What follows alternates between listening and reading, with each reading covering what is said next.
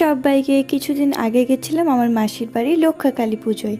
তো এখানে যেতেই মাসি আমাকে এক বাটি ঘুগনি দিয়ে চলে গেছে। আর ইনি হলেন মিস গোলু।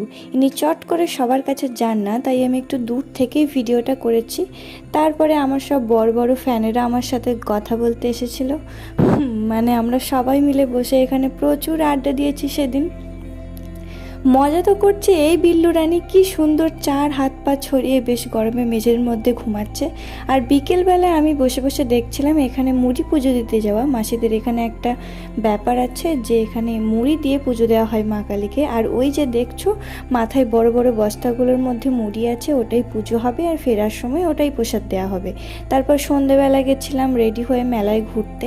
কিন্তু আমার কপালটা এতই খারাপ কি বলবো, কারণ এই ক্লিপটার পরে আমি আর একটাও ক্লিপ নিতে পারিনি, কারণ আমার স্টোরেজ ফুল হয়ে গেছিলো। যাই হোক, মা কালীর ভিডিওটাতে নিতে পেরেছি এটাই অনেক। কালকে দেখা